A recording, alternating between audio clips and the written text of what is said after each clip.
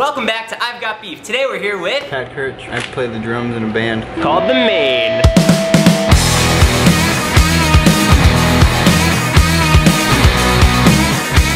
Pat, how are things? Things are good, man. Just in Los Angeles, first day of the tour. Gonna eat some beef. Mmm, what a tasty show. First question, what did you want to become when you were younger? I wanted to be in a band. That's been the goal the whole time. When did you start playing drums? Probably, I think that was like 6th grade. 6th grade? Yeah. Was it good? It was good. I had salmon jerky last time and it wasn't the best. Yeah, I don't want that. Are there any songs that you wish you didn't release because you yourself just like weren't happy with it, whether the recording, the playing, anything? There's a song called Give It To Me on our Black and White album, and that was one of the ones that like the label really wanted us to put on, and I think looking back now, we're not that proud of it. That's like a group decision? Yeah. Like, yeah. If you were stuck in a video game, what video game would you be stuck in? Tony Hawk Pro Skater. First one? I would just like fucking beat the shreds. 900s left and right. Is a hot dog a sandwich? No. How can you say that? I mean, if you're getting technical, but it's just a hot dog. I don't know, I'm gonna have to... It's just a hot dog. This is a show where we disagree. I don't have an opinion, but I'm going against you. If you could have a different name, what would it be? Go by Lupe. Lupe? Yeah. What's your inspiration behind that? There's just this guy I know. He's a pretty cool guy.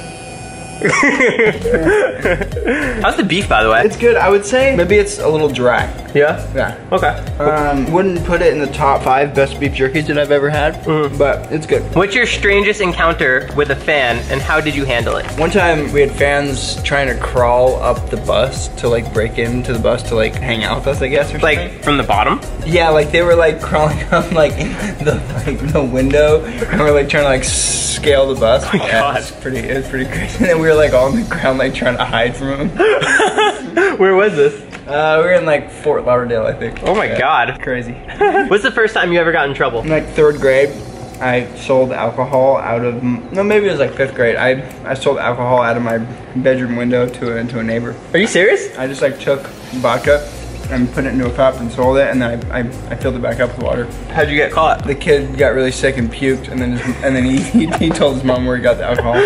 Did you get in trouble? I don't remember what the punishment was.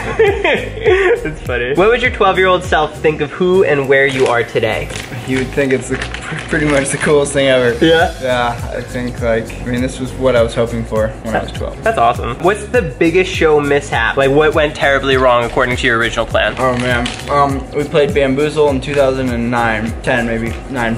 And our guitar tech couldn't get any of our equipment to work, so we walked on stage like 10 minutes late, and then he hands us guitars and everyone is in the wrong tuning, so it just sounds like just chaos. And then John was singing and he dropped the mic cable, came out of the microphone and fell in between a crack on the stage, and he was trying to like fish it out for like a minute. It was just like so terrible. Yeah. So terrible. Was this when you did the hoodwink thing? This was the same year, yeah. Same year. and the hoodwink thing was really bad. So like basically that just time period of us playing shows were just so terrible. That's so funny. If you can guest perform with any artist or band, alive or dead, who would it be? Oh man, I want to play drums in a band called My American Heart. Are they still together? No, but they just got back together for some shows. But they were my favorite band, and they're kind of like the inspiration for me being in a band. Have some beef before. Yeah. You can get in there. That beef POV. Have you ever done a talk show with beef before? This is the first. I don't think it'll be the last though. There's like an entire spin-off of beef shows. It becomes a huge thing. When was the first time you felt like you made it? I guess probably when we did our first like headlining tour, where like we were like the main band that people were like coming to see. I see what you did there. Yeah. The main band. I'm smart. So, you know, it was like, oh, people actually like what we're doing, and that was cool. That's awesome. Yeah. In the history of your career, what's the first fan interaction where you felt like you really helped that person? Like with your art? I can't really pinpoint, you know, like a specific time, but when we started, like, people started telling us that, you know, the music has, like, you know, gotten them through bad days, or, you know, someone had a family member that passed away and the album was able to, like, distract them at least, or, like, you know, give them some kind of, like, comfort. I think that, you know, that's something that, you know, it's easy to, like, forget that what we're doing, like, helps people in that way, so that's good. Last question with beef. Do you have any goals in mind that you want to achieve? Longevity. I want to be a band for another 20 years. Dang, what do you guys have now, like 10? 10. That's crazy. Are you planning on doing any like special like tenure, anything? Probably not a tour.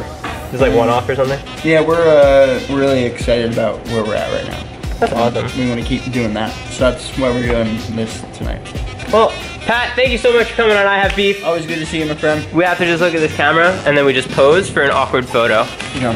And then we, oh, I like this. Cool. Thanks, Pat. That was fun.